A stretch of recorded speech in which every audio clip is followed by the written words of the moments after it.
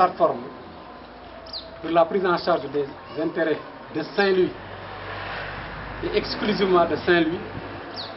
venons de boucler une tournée des zones impactées par les inondations. Le constat que nous avons fait et l'enseignement que nous en avons tiré, c'est que Saint-Louis est abandonné à lui-même, totalement. Parce que dans toutes les zones où nous sommes passés, des problèmes d'assainissement crus et qui impactent beaucoup la vie sociale des populations se posent. Et le plus dangereux, encore une fois, dans cet environnement d'épidémie ou de pandémie de coronavirus, nous avons trouvé des conditions d'insalubrité parfaites dans lesquelles ces populations vivent et partagent. Il urge maintenant de tirer des leçons de tout cela. Parce que, comme l'a dit tout à l'heure Maître Abatalib Gueye, Saint-Louis ne devait pas connaître cette situation dans la mesure où le président de la République a fait ici son premier conseil des ministres décentralisé et nous avait promis monts et merveilles. Donc des milliards à n'en plus finir. Deuxièmement, il a mis comme ministre chargé des questions d'assainissement son gendre, en l'occurrence Pierre Mansour Faye,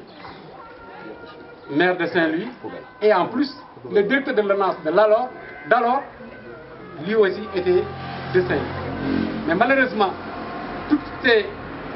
infrastructures qui ont été posées, tous ces ouvrages qui ont été posés, aujourd'hui connaissent les limites, parce qu'aujourd'hui, comme même vous voyez derrière nous, le problème d'assainissement se pose. D'une part, tout simplement parce que très certainement ces ouvrages n'ont pas été faits dans les règles de l'art, mais également aussi ce sont des ouvrages insuffisants et la majorité des quartiers aujourd'hui, donc comme je l'ai dit, pas tous. Maintenant, la leçon que nous en tirons, c'est que c'est nous les populations qui avons élu ces jeunes. Les élections présidentielles sont passées. Peut-être que nous n'avons pas encore les élections législatives. Mais de grâce, chère population, face à cette situation,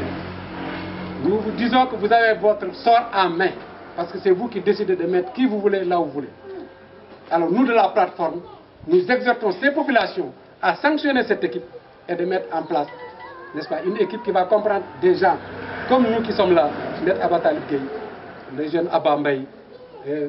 Bamba Dieye, moi-même, Dr Ablaye, et tant d'autres qui sont dans la plateforme, Ousmane Gueye, Babouker Gueye, des gens qui sont conscients des problèmes de Saint-Louis, des gens qui dorment à Saint-Louis, qui se réveillent à Saint-Louis,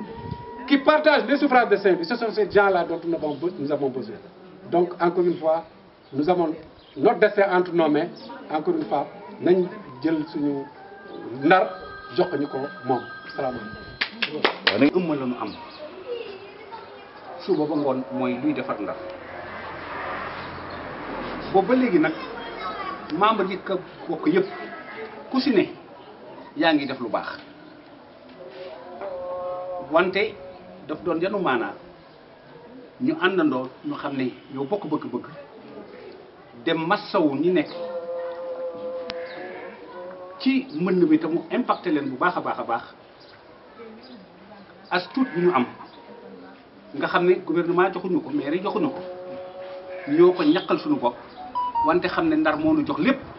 ñu ne kon lim ñu jox bari na lool nañ ci sàkkaat tuuti fekk ñi nga xam ne fa ñu nekk mu metti ci ñoom ñu massawu leen te jox leen fan yëpp si la nekk wante ñëpp gis nañ ne tiis boo xam ne fu ñu ko natt rek weesu na ndax image yi ku ko xool kër goo dem bari na ñoo xam ne seen mobile yi yàqu nañ mënuñu xam fu ñuy lekke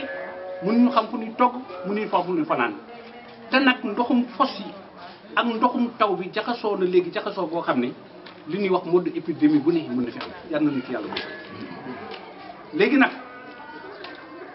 lii de jàngat gi ñu ci war jàngat moo di bu doon suñu sagoo ndox mi du fer rek xel yi fer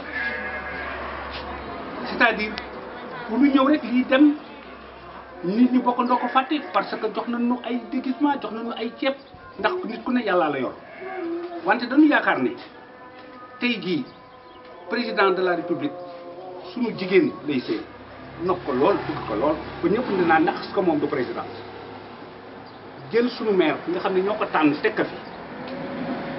jox ko responsabilité bu mag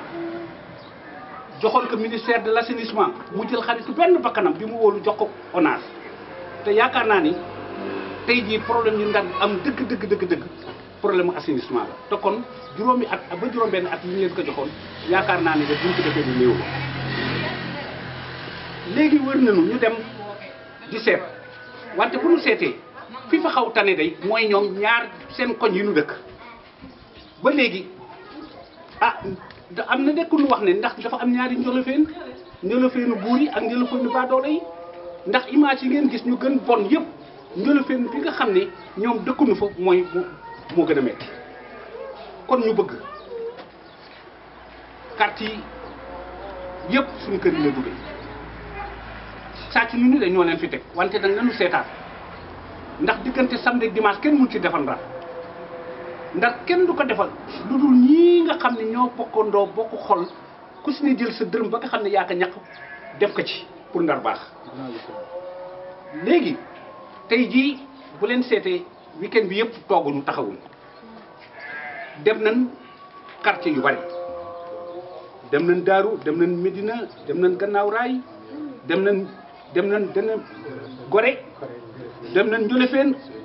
dem nañ Cité Ñax ba xam ne pareeguñu léegi ñu ngi nii ci Gannaaw Raay fa lañ toll ci digg bi nga xam ne macha allah moo tax bu ñuy wax ne tey jii ba léegi Ndar amatul inondation dama ne à la limite kon li dal waa Ndar dafa leen météo kon ñu ngi maslu ñëpp di fas yéene yi eggali liggéey bi ñu ne eggal nag politique u taxul parce que comme ni ñu koy waxee Ndar la ñu am ci la ñuy fanaan lépp ci la nekk ba xam ne tey jii lu fi yàqu ñun la bokkandoo yàqu kon nag dafa war rek ñu jóg jëf ci lu nu mën bokk ak nit ñi naqar bi di ñaan yàlla nag feebar bii nga xam ne moo fi nekk dégg nga yàlla jëlee ko fi te tamit nag bañ yokku ndax lii ñu gis kat ci jaxasoo fos ak ndoxum taw yaakaar naa ni du jàmm